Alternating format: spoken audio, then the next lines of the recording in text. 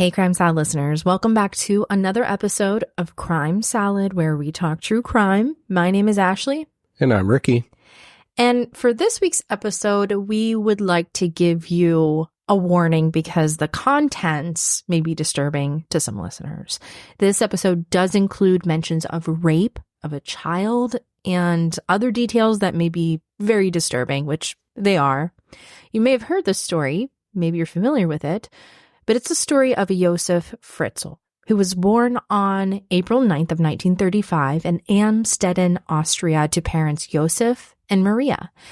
And just a little history fact, the control under the Nazi Germany went into effect in March of 1938, 3 years after Fritzl's birth. Now, according to Josef, Maria only got pregnant with him to prove to her husband that she wasn't infertile. After Josef was born, and also was the only child, his mother treated him like a burden. It was believed that she didn't have any attachment or gave any care or love toward him at all, and she was mean and abusive. The father, Josef Sr., was known to be an alcoholic and wasn't around much and left the family when their son was about 4 years old, and it's believed that he died while fighting in World War II. So Maria, she's raising Josef by herself. Maria was very domineering. She would beat Josef until he was black and blue. And she would also humiliate him and attack him without any reason, which you will see this is kind of like a pattern that we'll see later as to how Josef would treat his own family. Jesus. Now, Josef, he grew up in the Nazi era where strictness and discipline were important. He brought those elements to raise his own children. He also grew up with an anger towards his mother, being that he lived with the feeling of never feeling wanted. Josef left school at age 16 to attend vocational school. As a young man, Josef would do creepy things like follow women in the park, walking behind them with his hand in his pants, masturbating. At one time, he got caught and decided to move on to other things like listening to people having sex while their window was open. So he's a little creep. Yes. But he ended up meeting 17-year-old Rosemarie when she was 21 years old, and they got married. Rosemarie was described as shy and weak, nothing like Josef's mom was. Rosemarie was described as a poorly educated woman when she met Josef, and she was working as a kitchen helper. To Josef, she was the perfect woman to make into a submissive wife, accustomed to knowing nothing, and did not question anything Josef did. She knew Josef was the one in charge, and it's alleged that Josef would beat Rosemarie, yet she was very loyal to her husband. Rosemarie was a stay-at-home mom with her 7 children, and he was a very shitty husband and father to his family. Holy cow, 7 children? Yes, 2 sons and 5 daughters. Yikes. Now, although he was a crappy husband and he was abusive, angry, and a controlling individual, Josef was known to be hardworking. He was known to be highly intelligent and yet very secretive. For example, one coworker said that he worked side by side with Josef for months, and the only thing the coworker ever learned about Josef was that Josef was married. The coworker didn't know that Josef had kids at all. Because Josef didn't talk about his kids, he didn't have any photographs on his desk, nor did he take any personal phone calls. Josef was an electrical engineer and electrician working for a steel industry company, and eventually he would work as a salesman within the industry and travel throughout Austria. On top of this job, he had another job where he would work somewhere that would send lingerie in the mail, which is a little different from the engineering job, but it didn't last long. Sounds like he moved on to his dream job. Yeah, the creepy side of him. Right. Now, in 1972, he bought an inn, which was like a guest house, and adjacent to that was a campsite that he bought on Mondsee Lake. And this would be an area where he would maintain for people to camp out and enjoy the lake. And he also owned multiple properties that he would rent out for people to go on vacation. This went on until 1995 or 1996 when he would retire. He was also into selling real estate and selling machines. He was really into building stuff and tinkering away with stuff. He just kept busy. Yeah, seems like it. Yeah, and it's believed that he was also busy with other things too. Once his criminal background came to the surface later, it's believed that he could have been involved in a number of unsolved murders and other crimes around the area. These would have occurred around the same time that he and his wife were renting out properties and maintaining the campsite in Linz, Austria. On August 17th of 1966, Anna Newmayer was found in a field, and it looked like she was killed by a captive bolt pistol, which is primarily used for livestock. And it works by firing a retractable metal bolt to put an animal down or to knock them immediately unconscious. Josef wasn't working too far from where Anna's body was found, and he was looked at as a person of interest, but at the time, there was no evidence linking him to the crime. Unfortunately, her murder was left unsolved. In September of 1967, Josef broke into a home of a 24-year-old woman while her husband was away, held her at knife point, and raped her, threatening to kill her if she made a sound. And it's written in many articles that he spent 1.5 years in prison, but his record was purged after 15 years, so it's hard to know for sure. Other sources say that he was in prison for 12 months. I mean, regardless, it's not that long. Yeah, it's not that long. And this is the kind of guy that we're dealing with. He's not a good man at all. But as far as the kids that he and Rosemary had together, they wanted to hide this from them. So Rosemary would tell the kids that Dad's going away for a year, never bringing it to their attention that he's actually going to prison because of what he did. Oh, so the wife was aware of the type of stuff that he was doing. At this point, yeah. Okay. Like, I kind of pictured her to be like super naive or something like that, but she knew of it? She knew of it, and I think she really played that role just to be naive, look the other way. She's just very loyal to her husband and very submissive type person, which is really sad. Yeah, okay. Now, in this same year, there was another rape allegation of a younger woman in her 20s, but there was no evidence found to link him to the crime, so nothing was done. Then on November 22nd of 1986, 2 divers who were at Mondsee Lake found a body that belonged to 17-year-old Martina Posch. The body that they found was partially clothed in shallow water, and it was also wrapped in tarps and tied with wire.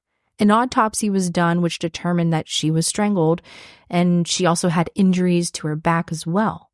Being that she didn't have any defensive wounds, it's believed that the perpetrator kept her face down while she was murdered, and being that she was partially clothed indicated that there was a possible sexual motive.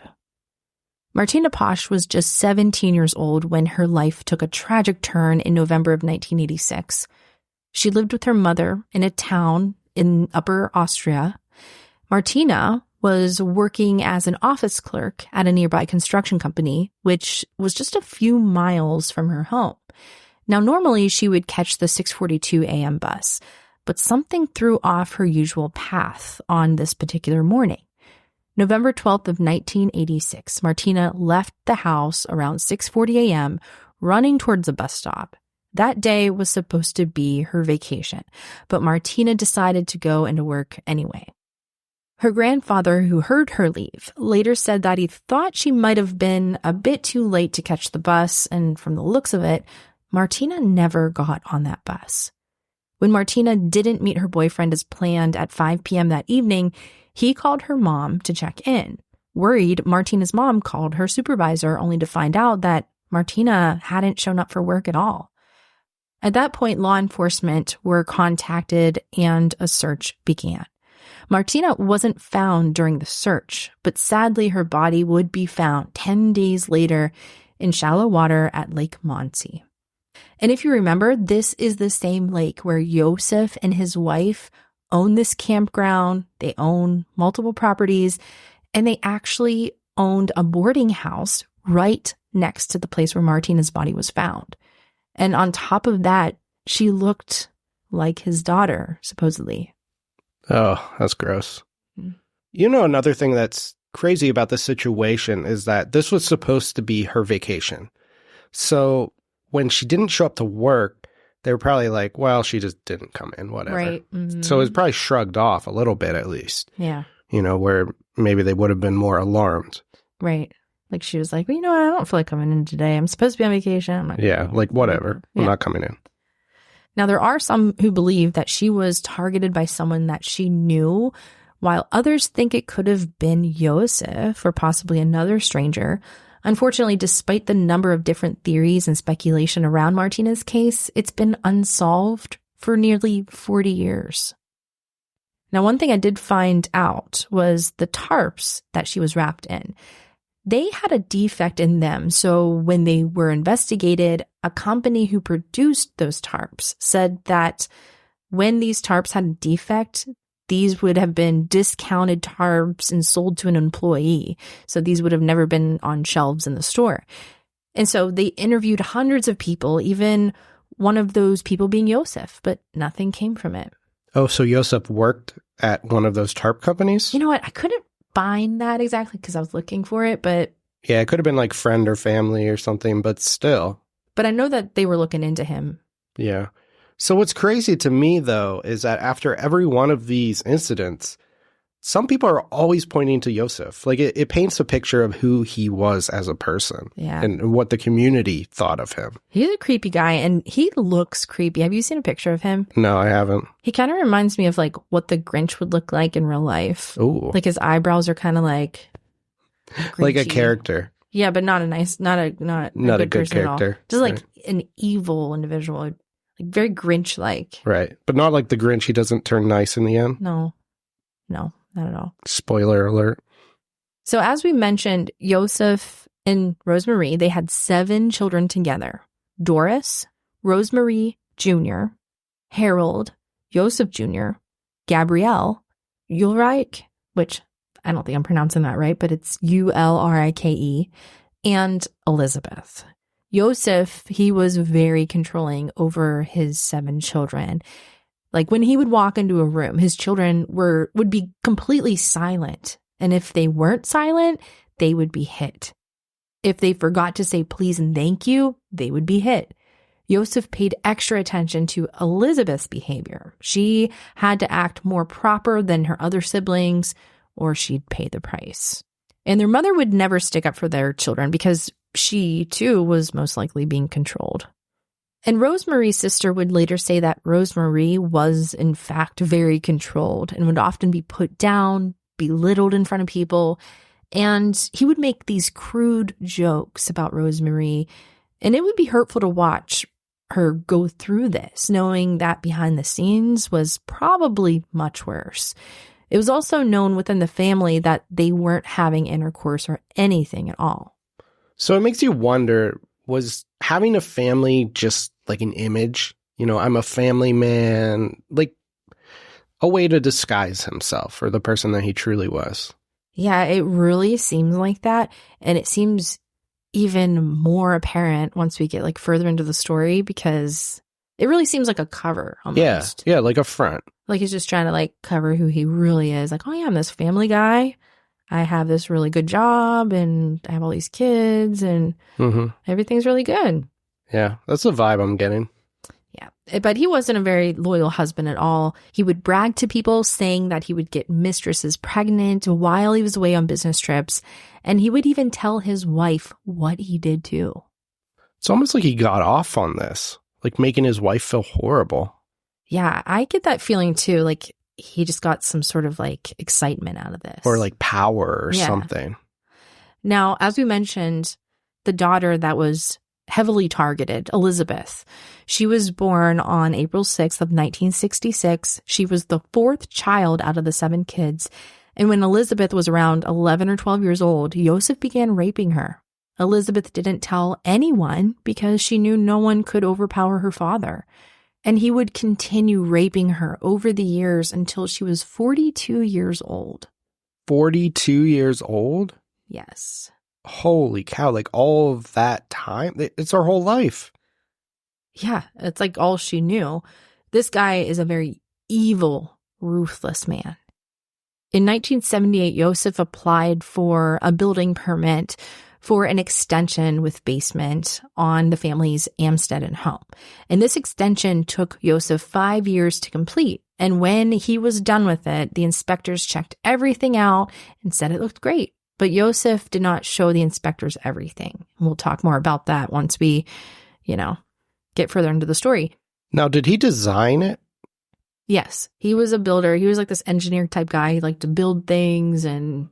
Okay, so he pretty much made the plans and then brought it to them for approval. Yes. Wasn't the other way around. Mm-mm. Okay. So Elisabeth, like we said, she definitely got the worst of it. And it's believed that she was the only one who was sexually abused by her father. This may have been because she was the only one of the kids who resembled his mother. And Josef would later say that she also reminded him of himself in a sense because she was very stubborn and was the only one of the children who would rebel against him. Wait, like Josef's mother? Yeah. Oh. Yeah, I mean, this guy is a total creep. He's a total monster. And I'm assuming with his disgusting control over his family and how he treated his kids, I wouldn't put it past him that he did things with his other children as well. But poor Elisabeth, she went through so much at such a young age. So Elisabeth, she's trying to get out of the situation. And at 15 years old, Elisabeth went to a waitress training program at Rosenberger Highway rest stop. She slept in a dormitory below the kitchen with the other students. This was a great escape from her father. But her freedom came to a freezing halt on January 28th of 1983.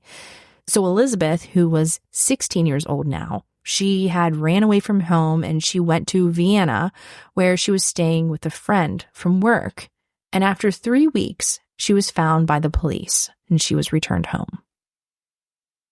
Wow. So she almost made it out. Almost. But here's the bad part. What happened to her when she got home? Yeah, we don't know all the details, but I mean, I can only imagine.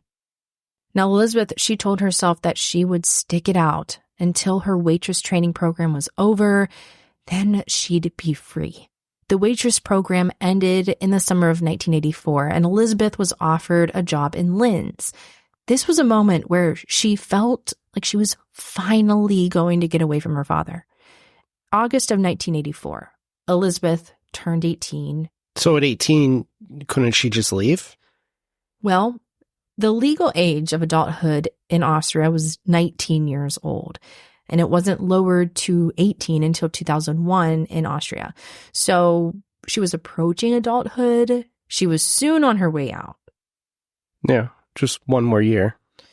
Yet, on August 28th of 1984, Josef told Elisabeth that he needed help carrying a door into the basement. And once they got into the basement, he covered her face with a cloth soaked in chloroform until she passed out. And he dragged her into the basement. Whoa. Okay. So I assumed this was brainwash or something and she just never left. But he actually kidnapped her, forced her to stay. Yeah. And he did this when no one was home. So in this addition that he built. Mm-hmm. Did he build it specifically for that reason? I'm thinking, yeah. Holy cow. Josef, he then chained Elisabeth to a metal post behind the bed, and the chain was so short that she could only move a few inches from the bed. He left her like this for 2 days, and on the second day, Josef came down and raped her. He would put her on a leash to take her to the restroom. After the 2 days passed, Josef adjusted the chain so it was around Elisabeth's waist so she could reach the toilet on her own. How nice, right? She was then kept on this length of chain for 6 to 9 months. Now, Elisabeth is unsure how often Josef raped her during this time. Josef did eventually remove the chains on Elisabeth to make it easier for him to rape her. He rarely spoke to her. It was just this constant rape, lights out, lights on, rape, lights out, over and over again. Oh my God, that's disgusting. Now, on August 29th, Rosemarie, she reported Elisabeth missing. And to cover his tracks, Josef forced Elisabeth to write a letter postmarked September 21st, 1984, saying that she didn't want to live at home anymore. So she went to live with a friend. And Elisabeth told her parents in that letter to not look for her. And if they did, she would leave the country. After reading this letter with Rosemarie, as if he hadn't seen it already, Josef told Rosemarie that Elisabeth most likely ran away to join a cult. Because Elisabeth had run away before, so the story didn't seem that far-fetched. Wow. That's crazy. So with this letter, the police, they stopped looking into Elisabeth's disappearance. It was just that easy. Yeah. And this case was never officially investigated or anything, or the letters or anything like that. Now, back in the dungeon/basement, Josef told Elisabeth that if she tried to attack him or if she tried to escape, that he would gas her. Before he would leave the basement, he would mess with something near the door to make it seem like he was setting up a device to gas her. Josef also said that if Elisabeth tried to open the door, she'd be killed by an electric shock. Wow. So this is like fear-based tactics. Yes. And Elisabeth, she never wanted to test these things out. She never wanted to find out if this would be true because, I mean, she could be killed. Yeah. Because if you think about it, if you created this whole basement extension just to hold her captive, never, expecting her to see daylight, killing her really didn't seem out of the question. Yeah, not at all. Josef raped Elisabeth over 3,000 times, but he never looked her in the face, and he refused to use any type of contraceptives. Josef also physically abused Elisabeth and made her reenact scenes from violent pornography. That's gross. So he didn't really look at her as a daughter or a human or a human even. This is just an object, a sex object even. Yeah. Now, in the summer of 1986, Elisabeth became pregnant with her first child, but suffered a miscarriage. Jeez. Her first surviving child, Kirsten, was born in 1988. Josef did not return to the basement until 10 days after Kirsten's birth. Now, before Kirsten was born, Elisabeth begged Josef to bring her a medical book on birth, and he eventually did. He also brought her a pair of scissors, towels, disinfectants, and diapers. Wait, so she's asking for a book on just what to expect? How to give birth and what to do. Yeah, because she wouldn't know. No, but how kind is it of him to bring her these things and then just leave her there for 10 days? It's awful. Yeah. Now, Elisabeth did have another child named Stefan in 1990 and a daughter, Lisa, in 1992. And at this time, there's 3 surviving kids, and there's just not enough room in the basement for Elisabeth and the 3 children, Kirsten, Stefan, and Lisa. So Josef decided that the baby, Lisa, would go live upstairs with Rosemarie. So the 2 other children stayed with Elisabeth, who was in the basement. How the heck do you pull that off? So on May 19th of 1993, 9-month-old Lisa was left in a box on the Fritzl house doorstep. She weighed 12 pounds and was 24 inches long. And attached to the box was a letter from Elisabeth that said, "Dear parents, I'm leaving you my little daughter, Lisa. Take good care of my little girl. You will probably be shocked to hear from me after all these years, and with a real live surprise, no less. I breastfed her for 6.5 months, and now she drinks milk from the bottle. She is a good girl, and she eats everything else from the spoon." Now, I'm unsure if this is the exact order that the letter goes, but we found bits and pieces of this letter in different articles. I just can't believe that he tried to pull something like this off. I mean, it's 1993. This isn't the 40s or something like that, Like, how did she not call the police? The wife, I'm talking. Not to mention the children that lived in the basement. How did they not hear children? Mm-hmm. It's like a mini daycare down there. Well, Josef decided to take that into his own hands, and he brought the letter to the authorities himself. And he also brought an old notebook of Elisabeth's just in case they wanted to match the handwriting styles. You know, like, this is actually her writing. She wrote this letter. And Josef told authorities that he wanted to adopt his granddaughter that she left on the doorstep. So within a year, the adoption was official. Oh, okay. So I missed that it was a letter from his daughter giving Elisabeth, yeah. Oh, okay. I thought this was just some random baby, so I thought there would be a ton of like investigation. No, this is Elisabeth's baby that he physically put it on the doorstep, but made it look like Elisabeth dropped the baby off. And she's like, I don't want to take care of it. Take care of her. I'm gone. Okay. It's a little more believable then. Okay, I get it. Yeah. So in 1994, Josef, he went to Thailand for 3 weeks, and it's assumed that he left a stockpile of food for Elisabeth and the 2 children in the basement. And during this same year, she also gave birth to another child, Monica. On December 16th, 1994, the baby, who was now 9 months old, was left in Lisa's stroller outside the Fritzl home. So kind of like the similar situation. The baby was just left there. Josef called the Fritzl house and pretended to be Elisabeth. He told Rosemarie, I just left her at your door. Rosemarie was shocked to receive a call from Elisabeth, for one, because she just got a new number, so how in the world did Elisabeth know the new number? And she just didn't question it too much because she agreed to raise the baby.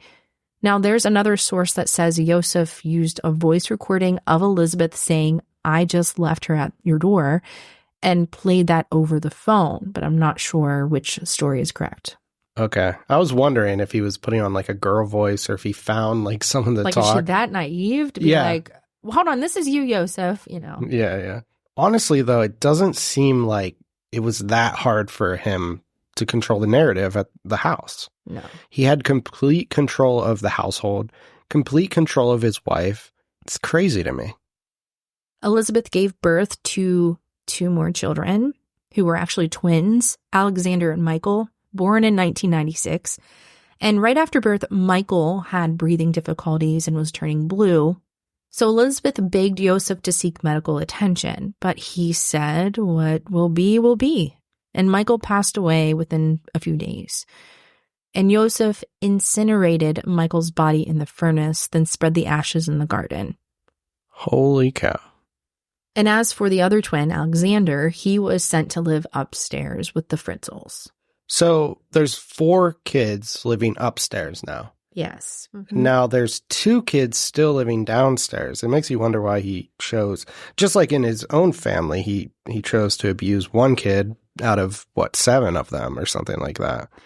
Yeah. There are some things that I read that he sat with a psychiatrist, and he said, well, it's because a few things, like there wasn't enough room, but then he would say that they needed more medical attention than the other ones. So stuff like that. But still, and then 2 kids died. Yeah.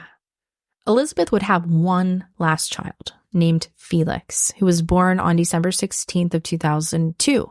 Felix was kept in the basement because Rosemarie couldn't handle another child. However, even though Elisabeth was in this situation that she was in, it didn't stop her from being the best mother that she could be. She was great with the children. Social workers would come to the Fritzl home to check on the welfare of the adopted children, never knowing the secrets that hid below the home.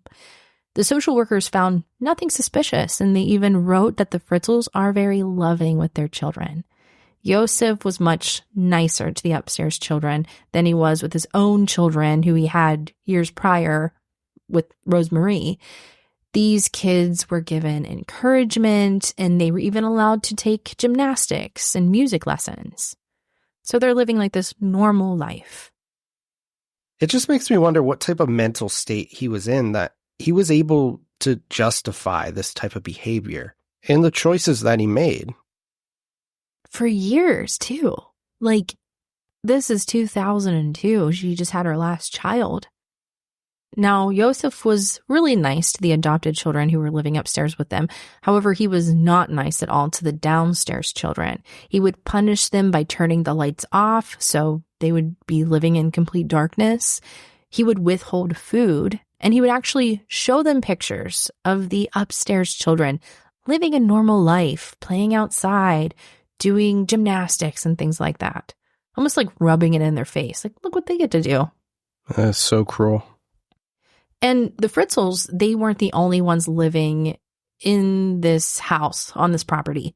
So around 100 tenants rented rooms in the Fritzls' house, and they would be told if they went to the garden or the basement, they would be evicted immediately. Tenants later said that they would hear noises from the basement, but Josef, he would say it's just the pipes. No one ever thought that there was anything suspicious going on. So this might be a dumb question, but this is 100 tenants over the years, correct? I'm assuming, yeah. All right, not just some giant apartment complex or something. There was multiple rooms, but yeah, I'm thinking just like over the years. So as years went on with this horrible lifestyle that he forced Elisabeth, his daughter, into and the children that she birthed, he started to see Elisabeth not as a daughter, but as a wife, and she was his property. And the children that she birthed, he convinced himself that this was his family. He would have family meals, and he believed that he was providing them with this normal family lifestyle and normal family things like helping the kids with their education. He would bring the kids snow from outside so that they could see what it's like and see what it feels like. And he would share with Elisabeth photographs of the 4 children who were living upstairs, which is like the most sadistic thing ever to do because he's holding his daughter and her children as prisoners in his makeshift dungeon where they were meant to be hidden from the world. Yeah, it's like he had the chosen children and then just these like forgotten ones that were shoved in the basement. So in the basement, though, there was a bathroom, there was all of that type of stuff, right? Did they live a normal life like that, or were they literally locked in a room? It wasn't nice at all. However, Elisabeth, she would try to make it the best that she could with what she was forced to live in. There was a bathroom, there was a sink, but it was very small.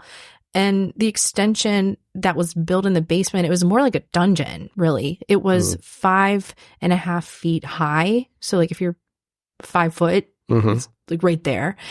377 square feet. So very small area. Okay. And it was soundproofed. Oh, so that explains the noise and everything. So one question I do have, though, is did she always see herself as a prisoner, or was she just totally brainwashed? Like you said she was a great parent. Was she just trying to be strong and do this for the children and to give them, you know, the most normal life that she could, that type of stuff? Mm-hmm. Yeah, I think she was just trying to make the best of it and give them, you know, what she could give, even though she knew it was wrong. And she knew it was wrong at a young age because, remember, she wanted to get out. She was trying to get into waitressing training so she can just get the hell out of there. But all these years, you said she was 40-something when she finally gets out. Did she remain hopeful that she would be able to escape and give her children a normal life or whatever? I mean, if you imagine yourself in that situation, you're in this basement and there's no way out.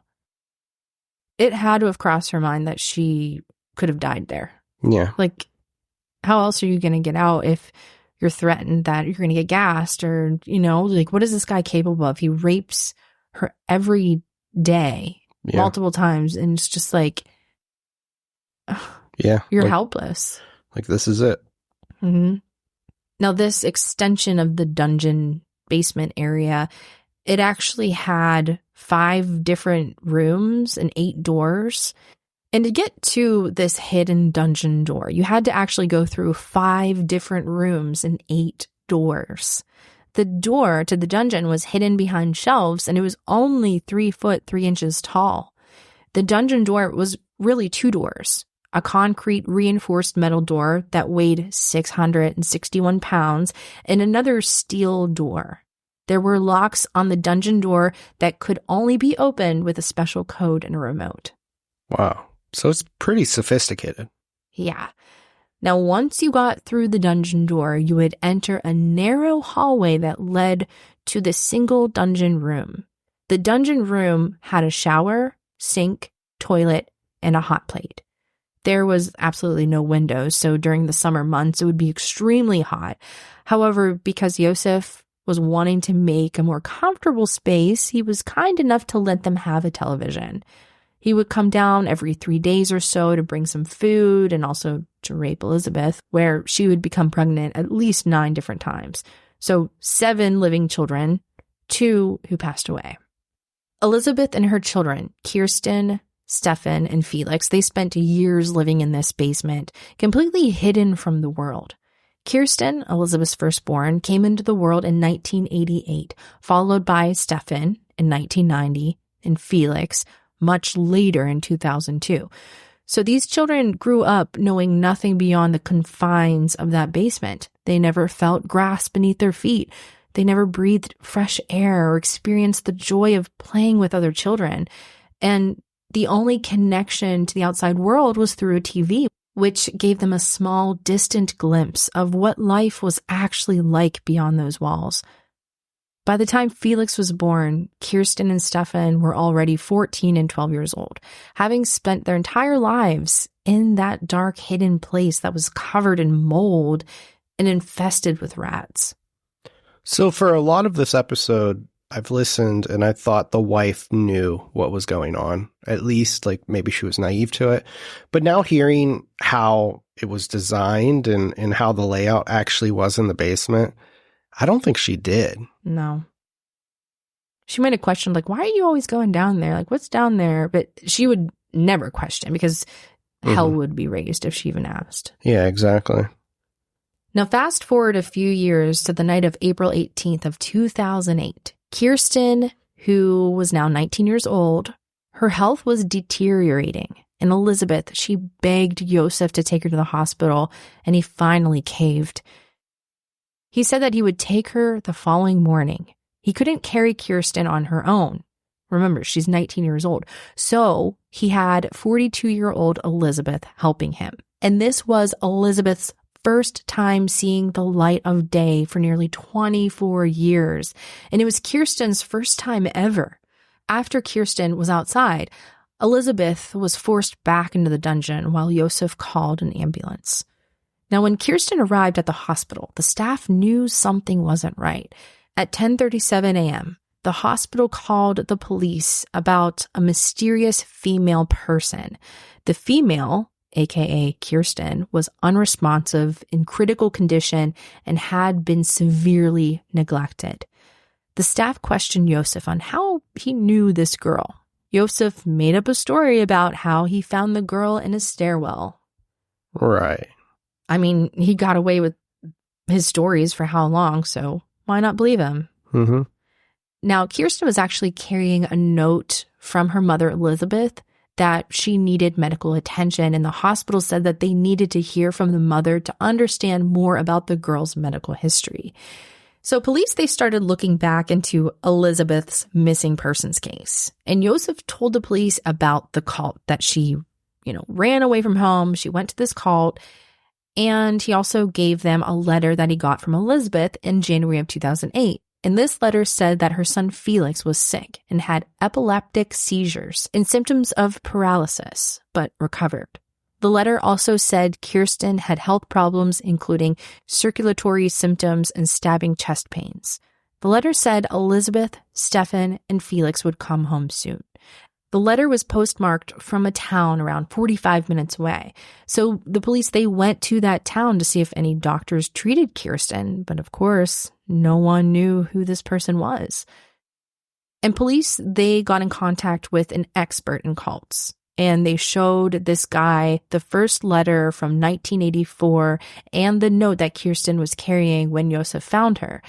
And this guy said that the letters were oddly smooth, constructed, and not very authentic, and they seemed more dictated. He believed that there was no evidence of Elisabeth being in a cult. Okay, so at least they're finally looking into this. Yeah, finally, right? Mm-hmm. Now, there were television reportings about Kirsten and how doctors needed to find her mother, and Elisabeth, while she's in the basement, was actually seeing these reportings on the TV. And she once again begged Josef to let her leave the dungeon so that she could save Kirsten. After all, it was her only hope. So on April 26th, after 23 years, 7 months, and 30 days, or 8,643 days, in captivity, Josef let Elisabeth leave the dungeon when no one was home. Elisabeth and Josef went to visit Kirsten in the hospital. And once the hospital laid eyes on Elisabeth, they called the police. One article described Elisabeth as looking like this. Her crudely cut hair is completely white. Her lips are shrunken around toothless gums. Her face is deeply lined. Her body painfully thin. Her skin almost transparent. Wow. Josef and Elisabeth were taken to the station and questioned separately. After being assured that she wouldn't have to see Josef again and that her mother and kids would be safe, Elisabeth told the police what happened to her. Once Elisabeth was done telling her story, police went to the Fritzl's house to find Stefan and Felix and take them to the hospital. Kirsten was put in a medically induced coma due to oxygen deficiency and kidney problems, and for a while, doctors weren't sure if she was going to survive. Josef Fritzl was finally officially arrested on April 27th of 2008 on charges of incest, rape, enslavement, coercion, and murder by neglect for days-old Michael, who passed away. Josef made a full confession. Josef said that he didn't want to molest Elisabeth until she went through puberty. He made the point that he does not molest children. And the urge to have sex with Elisabeth grew stronger and stronger.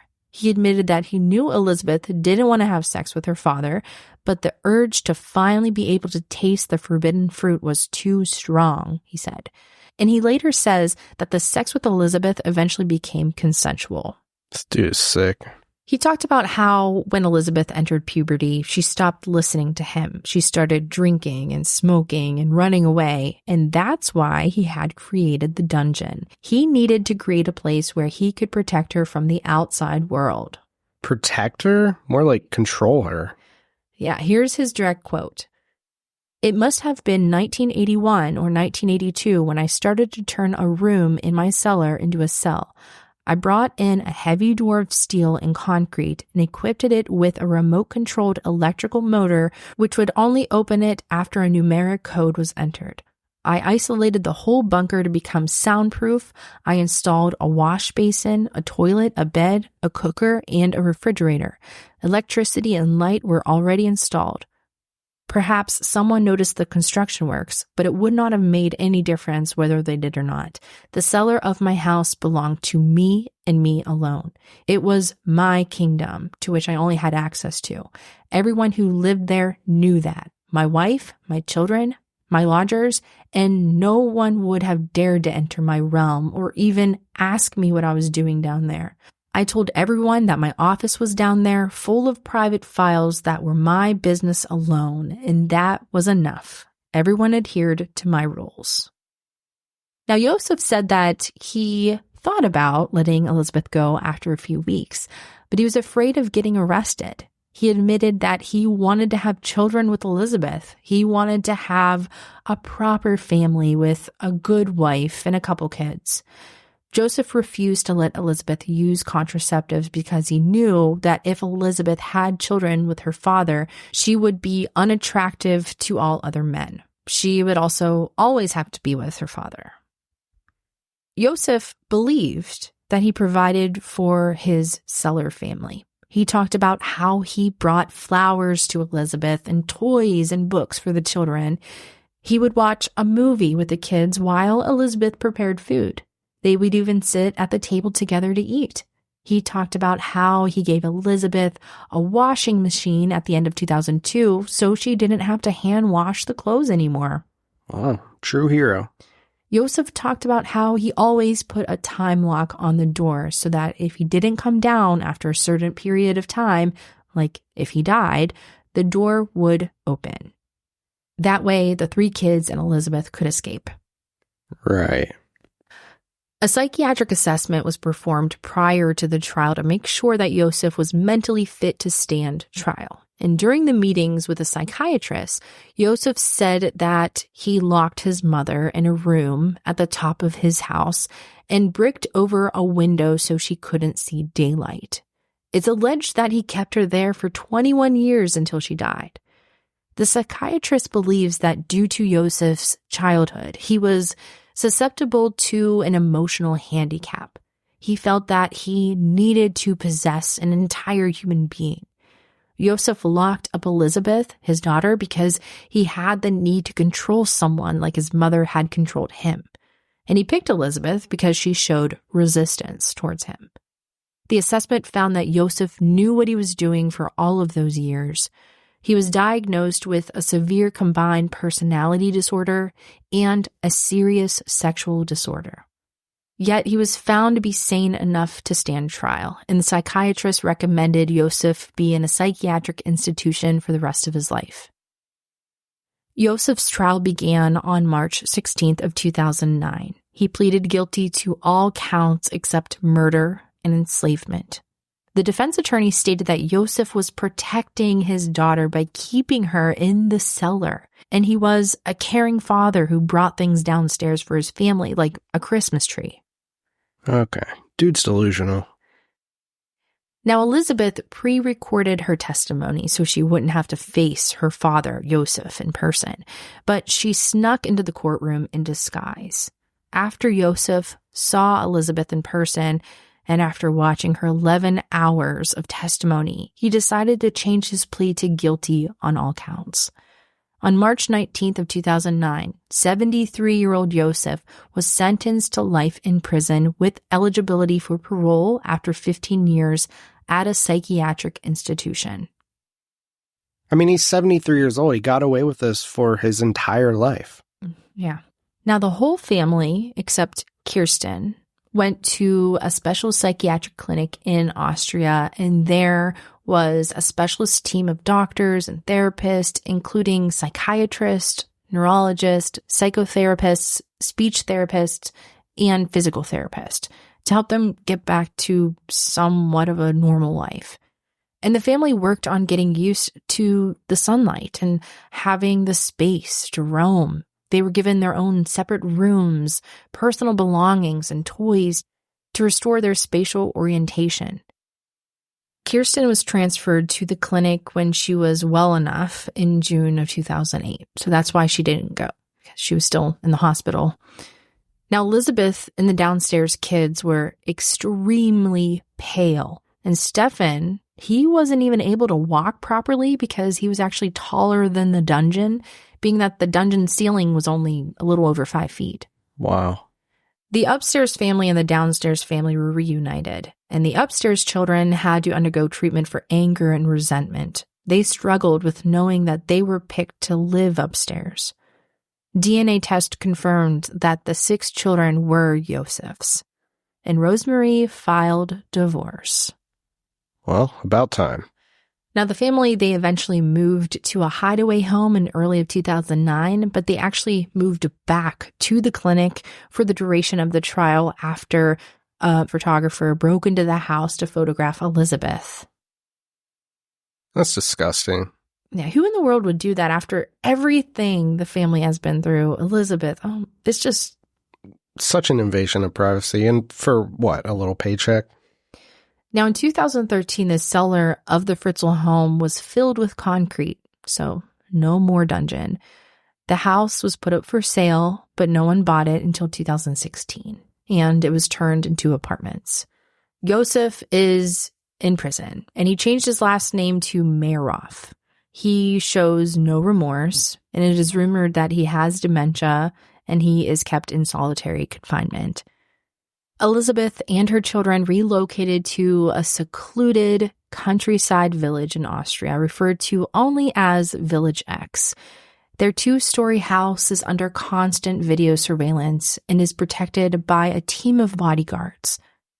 The bedroom doors remain permanently open and the walls are painted in bright, cheerful colors to create a welcoming environment. Elisabeth eventually found love with one of the bodyguards, Thomas Wagner, who moved into their home.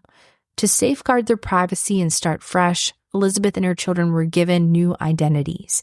The children continued to attend weekly therapy sessions, while Elisabeth, with her doctor's approval, has stopped therapy to focus on rebuilding her life. She has learned how to drive, actively helps her children with their homework, and has even started forming new relationships in the community. As for her mother, Rosemarie, she reportedly visited Elisabeth and her family once a week, though the last mention of these visits was in 2010. It is a relief to know that Elisabeth and her children are finally free from the hellish nightmare Josef created, a twisted world that existed solely because of his control and cruelty. Josef, a man consumed by his own demons, was believed to have carried the scars of his own abusive childhood, particularly from his mother. But let's be clear, nothing justifies the horrors he inflicted on his own daughter and her children. Elisabeth endured an unimaginable reality for years, trapped and tormented by the very person who was supposed to protect her, her father, waking up every day in a dark, suffocating basement, being raped time and time again, questioning whether she would ever see the light of day ever again, or if another one of her children would die in such a place. I feel like you would lose every bit of hope, thinking that there's just no way out. No one even knows you're down there. I mean, the psychological weight that she carried is unfathomable. Yeah, for sure. Not to mention that her father, and I said this earlier, but he did this into his 70s. So he got away with this for the majority of his life. There's literally no consequence for him. He did this. He's going to go to jail. Eventually he'll die. Yeah, when you compare what he actually did to his daughter and her children, what they went through, the years that were stolen, the trauma, it just feels like justice isn't exactly served, but it also feels good that they don't have to experience this anymore, and they're out and they're free and they can just live a normal life, as close to normal as they can get. Yeah, exactly. And I hope they can. I hope they can move on from this and have normal lives. Yeah, I mean, there is some comfort in knowing that Josef's power is finally gone and he'll live the rest of his days locked away, powerless and irrelevant. And as for Elisabeth and her children, they've proven that even after the darkest chapters, healing and resilience are possible. They survived and they're free, and they can now focus on their lives and what they want to do and their strengths and their future. And Josef isn't ever going to be a part of that ever again. He can never touch Elisabeth ever again or the children. Yeah. Stories like this, it just reminds us to look closer and to question more and to never stop seeking justice for those who have been silenced. If you think back, the people who heard the strange sounds in the basement, or maybe if they looked a little bit further into Elisabeth's disappearance, like when she ran away, it all just fell through the cracks. And not to mention even the unanswered questions that surround the mysterious rapes and murders near the lake where he owned those properties. It just makes you wonder. And as we end things here, we thank you for listening to Crime Salad. Please share this episode with a friend if you think that they may be interested. And also subscribe to Crime Salad if you'd like to listen to our episodes ad-free. You have that option too with Apple or Patreon. And as always, stay safe, stay vigilant, and we'll see you next week.